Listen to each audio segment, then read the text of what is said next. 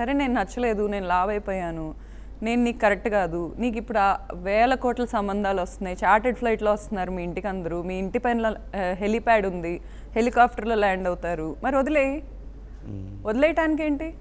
వచ్చి కూర్చొని వదలడు. ఎక్స్ప్లాయిటేషన్. నేను మగాడిని, నువ్వు నాతో బిడ్డను ఎందుకు కన్నావు? ఏమన్నా పిచ్చా సార్? ఒక ఆడది ఫ్యామిలీని వదులుకొని పెళ్లి చేసుకొని బిడ్డను కనాలంటే ఎంత గోత్రు అవుతుంది? నాది రియల్ మార్కెట్ సార్. నా ఇన్స్టాగ్రామ్ ఫాలోవర్స్ రియల్. ఏమైనా సాఫ్ట్వేర్ ఉంటే తీసుకొని చెక్ చేయండి. నా లైక్స్ రియల్, నా వ్యూస్ రియల్. నేను ఇప్పుడు కూర్చొని నా ఇన్స్టాగ్రామ్లో మాట్లాడితే 1,00,000 మంది చూస్తారు, ఏ రోజు కొనుక్కోలే నేను వ్యూస్. అలాంటి మార్కెట్ని నేను వదులుకొని డెల్యూషన్ వరల్డ్లో లేకుండా ఇతని కోసం ఇతని బిడ్డను నేను మోసాను, 36 కేజీలు పెరిగానంటే నాకు ఇచ్చే గిఫ్ట్ ఇదా?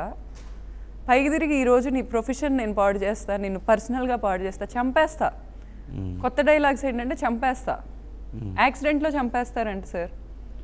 మరి నాకు వీళ్ళకి ఏమన్నా సపరేట్గా కాన్స్టిట్యూషన్లో లాస్ ఉన్నాయా, లేకపోతే సపరేట్గా ఎక్సెప్షన్స్లో వీళ్ళ ఫ్యామిలీ పేరుందా అనేది నాకు అర్థం కావట్లా.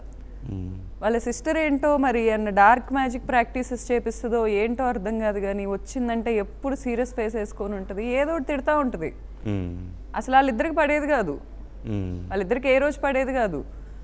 సడన్గా నా ప్రెగ్నెన్సీలో నా బిజినెస్ మీద ఇంట్రెస్ట్ వచ్చేసింది నాకి. ఇప్పుడు సార్ ప్రతిసారి కూర్చోబెట్టి నువ్వు దేనికి పనికిరావు, మేము సో అండ్ సో ఫ్యామిలీ, మాది ఇంత గొప్ప ఫ్యామిలీ, ఇదేం మ్యానిపులేషన్ సార్?